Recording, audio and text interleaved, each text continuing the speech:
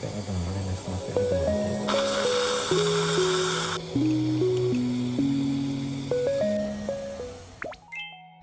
everyone, welcome back to another vlog នៅក្នុងវីដេអូនេះដែរគឺខ្ញុំនឹងមកបង្ហាញបងប្អូនទាំងអស់គ្នាពីការវេះកាត់គៀមតនៅលើបងសីរបស់ខ្ញុំដែលកាលពីមុនហ្នឹងគឺខ្ញុំធ្លាប់ឆ្លងកាត់ការវេះកាត់គៀមតទាំងសងខាងដោយសារថ្មីខ្ញុំហើយនឹងបងខ្ញុំដុសប្តីដូចគ្នាប៉ុន្តែការខ្ញុំវេះកាត់ហ្នឹងគឺខ្ញុំអត់បានថតទេចំពោះវីដេអូវេះកាត់នេះដែរគឺខ្ញុំថតទុកជាឯកសារសម្រាប់បងខ្ញុំផ្ទាល់តែម្ដងហើយចំពោះវីដេអូមួយនេះដែរគឺខ្ញុំសូមប្រាប់ទៅដល់បងប្អូនទាំងអស់គ្នាមុនថាអ្នកដែលគាត់ខ្លាចឈាមឬក៏ខ្លាចការវេះកាត់អីផ្សេងៗខ្ញុំអត់ recommend ឲ្យគាត់មើលទេតែបើអ្នកដែលហ៊ានមើលហាក់ខ្លាចឈាមមិននឹងអាចមើលចោលទុកជាបទពិសោធន៍ហើយក៏ដូចជាចំណេះដឹងមួយដែលតាក់ទងជាមួយនឹងការវេះកាត់ធ្មេញតដែរ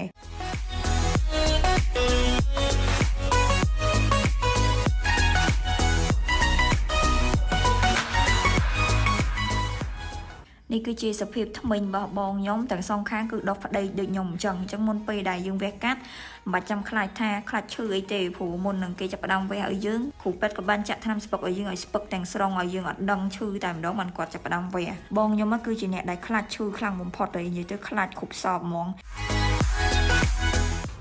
មើល reaction ក្រោយចាក់ថ្នាំស្ពឹកឡើងទៅជាដៃហើយមុនពេលដែលចូលវះហ្នឹងគឺភ័យខ្លាំងមែនទែនឡើងទៅជាក់ចុងដៃចុងជើងអស់ហើយដោយការខ្ញុំដែរខ្ញុំមុននឹងវះក៏ខ្ញុំភ័យទៅជាក់ដៃជាក់ជើងដែរប៉ុន្តែដោយសារខ្ញុំមានបទពិសោធន៍មុនបងខ្ញុំចិត្តប្រាប់ថាអត់អីទេអត់ឈឺទេហើយមុនពេលដែលគ្រូពេទ្យគាត់ធ្វើការវះគៀមតរបស់យើងគឺដូចបងប្អូនឃើញអញ្ចឹងគាត់បានលាងសម្អាតមាត់របស់យើងមានលាបថ្នាំលាបអីសម្រាប់មេរោគធំធៅហើយគេយកកណាត់មកក្រោបមុខយើងចិត្តតែអត់ឲ្យយើងមើលឃើញទេអញ្ចឹងយើងកុំភ័យខ្លាចតែយើងមើលឃើញពេលពេទ្យកំពុងតែវះឲ្យយើងអីហ្នឹងគឺអត់ទេណាបន្ទាប់ពីចាក់ថ្នាំស្ពឹកបានស្ពឹកហើយគ្រូពេទ្យគាត់តេស្តមើលថាយើងលែងដឹងឈឺហើយឥឡូវចាប់ផ្ដើមវះហើយតែយើងដឹងឈឺហឹងក៏ឈឺ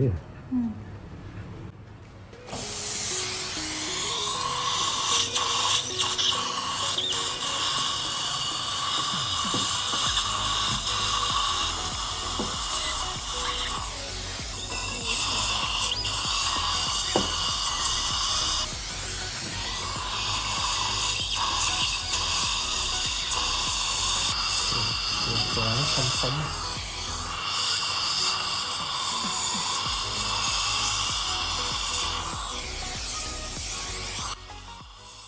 ចាក់ថ្នាំស្ពឹកហើយប៉ុន្តែដោយសារពេលហ្នឹងឆ្អឹងបងខ្ញុំវាក្រាស់ខ្លាំងពេកអញ្ចឹងទៅអត់អាចលុកមកចូលទៅដល់ជ្រៅបានអញ្ចឹងទៅពេលដែលវះហ្នឹងគឺនៅមានអារម្មណ៍ដឹងឈឺតិចតួចប៉ុន្តែពេលដែលយើងឈឺយើងអាចលើកដៃជាសញ្ញាឬក៏ប្រាប់គ្រូពេទ្យបានហើយគាត់នឹងថែមថ្នាំស្ពឹកឲ្យយើងរហូតដល់យើងលែងដឹងឈឺបានគាត់បន្តធ្វើការងាររបស់គាត់ទៀតវះគៀមតបងខ្ញុំមួយគ្រូពេទ្យចូលជុំវិញ4នាក់ហើយគូខ្ញុំអ្នកវះម្នាក់ទៀត5នាក់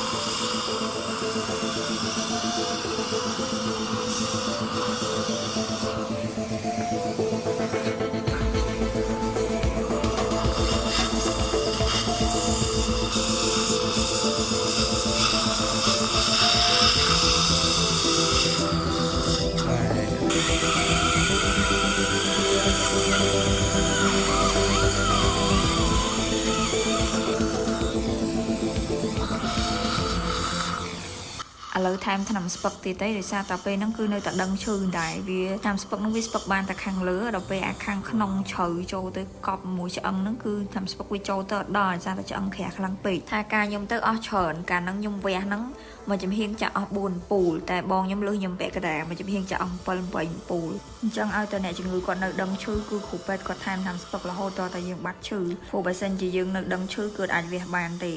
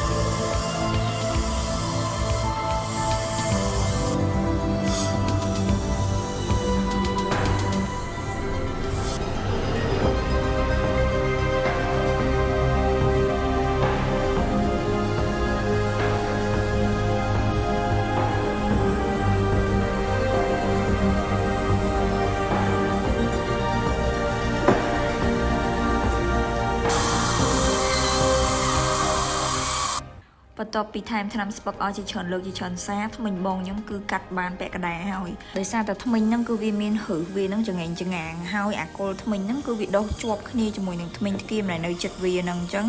គឺពិបាកយកចេញមកខាងក្រៅមែនតើគ្រូពេទ្យគាត់ត្រូវការកាត់វាឲ្យខ្លះជាបំណែកតូចៗបានអាចដកចេញមកបាន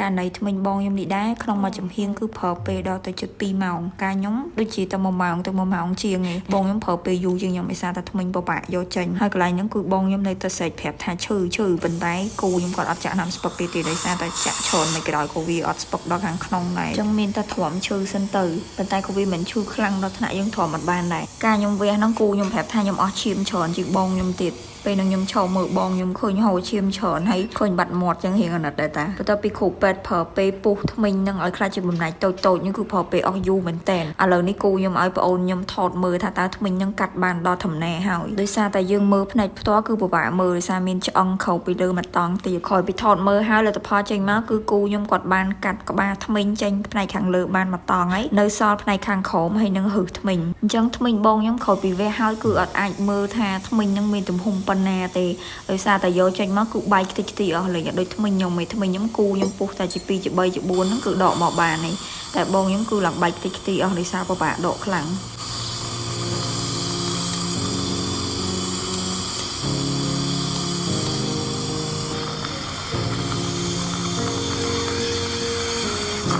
ok lượt tròn tích chia được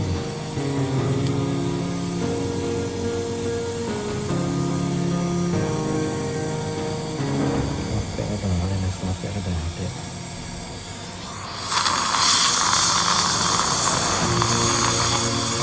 nó hiện bao khổ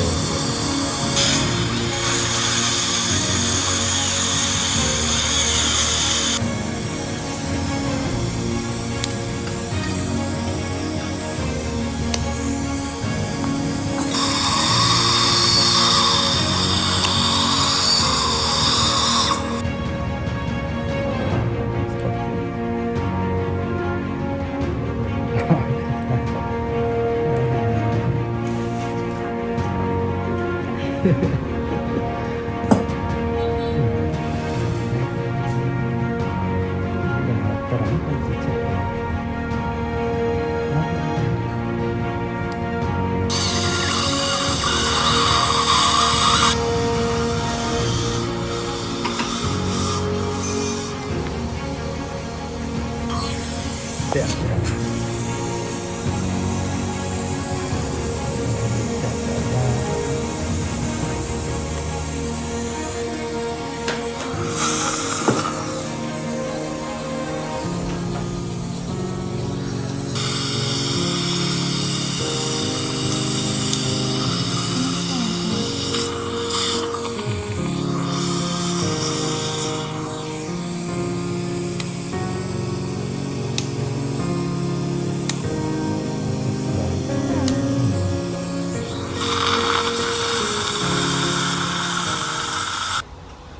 ឥឡូវហ្នឹងគូខ្ញុំគាត់ឲ្យគ្រូពេទ្យថតមើលម្ដងទៀតទេចង់ដឹងថាថ្មិញហ្នឹងដកចេញមកបានប៉ុណ្ណាហើយថ្មិញហ្នឹងនៅសល់តែឬខាងក្រោយមកកណាត់ទៀតទេគឺដកចេញមកអស់ហើយ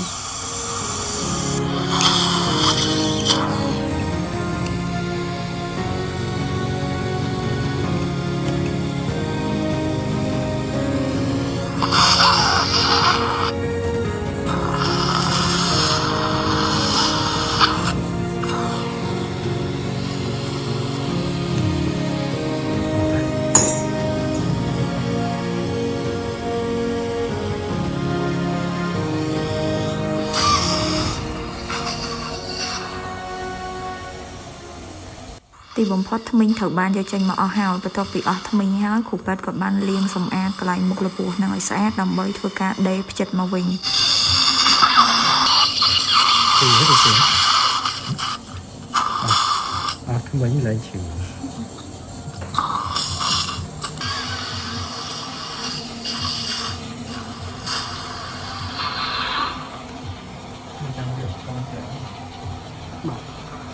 không nữa đông tuy nhưng có bài gì ông chẳng lên đông mình phần này bài đó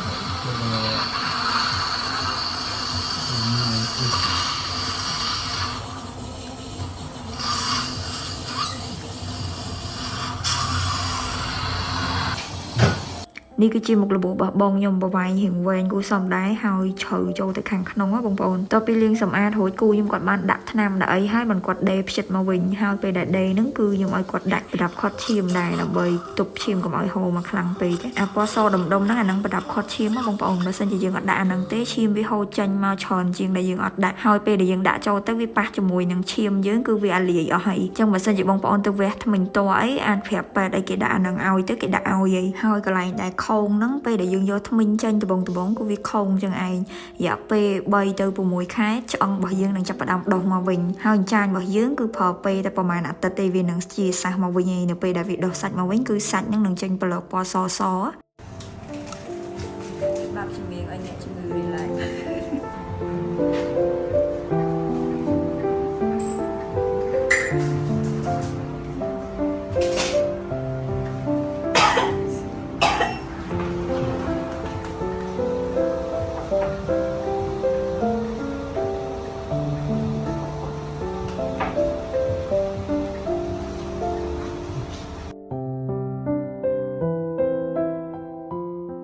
ឥឡូវនេះគ្រូពេទ្យគាត់បានថតមើលម្សាទៀតđấyដើម្បីឲ្យច្បាស់ថាថ្មិញនឹងយកចេញមកអស់ហើយដូចបងប្អូនឃើញយើងគឺយកចេញមកឡើងស្អាតអត់មានសល់កតិកទីអីទេតមកបានគូខ្ញុំគាត់ចាប់ផ្ដើមដេរផ្ចិតមុខលពោះ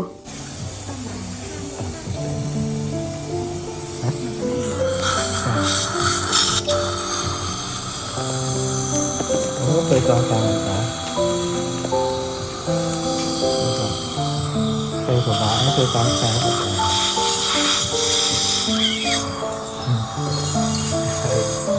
hai bạn rất đậm ngay là đây mình tặng tặng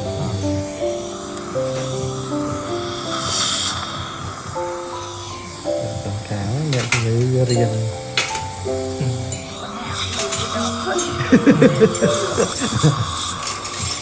để nhằm em cài mà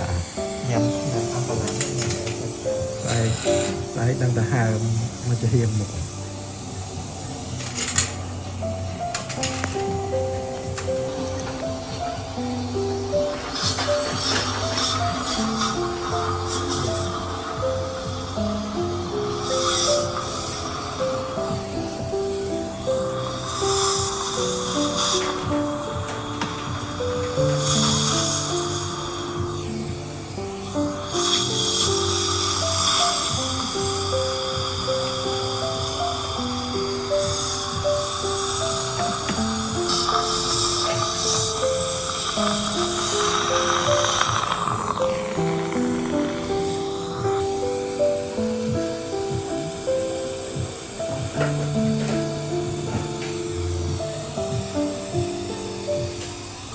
បន្ទាប់ពីបញ្ចប់ការវេះកាត់ហើយបងប្អូនយល់យ៉ាងណាដែរចំពោះការធ្វើរបស់គ្រូពេទ្យដូចដែលបងប្អូនបានឃើញតាំងពីដើមវីដេអូមកអញ្ចឹងគឺពួកគាត់យកចិត្តទុកដាក់ជាមួយនឹងអ្នកជំងឺខ្លាំងមែនទែនការធ្វើរបស់គាត់គឺប្រកបទៅដោយស្តង់ដារនិងអនាម័យខ្ពស់គ្រូពេទ្យគឺបានបញ្ចប់ការសិក្សាមកពីក្រៅប្រទេសដែលបានទទួលបានវិញ្ញាបនបត្រមកពីប្រទេសម៉ាឡេស៊ីជប៉ុននិងប្រទេសកូរ៉េអញ្ចឹងបើសិនជាបងប្អូនទស្សនាវីដេអូនេះហើយជឿជាក់ទៅលើទឹកដៃរបស់គ្រូពេទ្យបងប្អូនអាចអញ្ជើញទៅទទួលយកសេវាកម្មដែលពាក់ព័ន្ធជាមួយនឹងសុខភាពមាត់ធ្មេញនៅ clinic របស់គូខ្ញុំបានដែលគាត់គឺជាតនបណ្ឌិតដែលមានឯកទេសខាងដាំបកគោក្នុងឆ្អឹងពុតធ្មេញដាក់ធ្មេញនិយាយទៅគ្រប់យ៉ាងទាំងអស់ប៉ុន្តែអានឹងខេធំនោះគឺគាត់មានជំនាញខាងនឹងខ្លាំងដែលទីតាំង clinic របស់គាត់គឺស្ថិតនៅវងមូវត្តសំពៅមាសជាប់ផ្លូវភ្លួអូស័យបងប្អូនអាចឆែកមើលនៅក្នុង Google Map ក៏ឃើញដែរដាក់មិត្តភាព Dental Clinic មកគឺចេញហើយអញ្ចឹងវីដេអូគឺចប់នៅត្រឹមនេះហើយអរគុណបងប្អូនដែលបានមើលមកដល់ចប់ហើយកុំភ្លេចចុច Subscribe ឲ្យខ្ញុំម្នាក់មួយផងជួបគ្នាជាមួយខ្ញុំនៅវីដេអូក្រោយបាយបាយ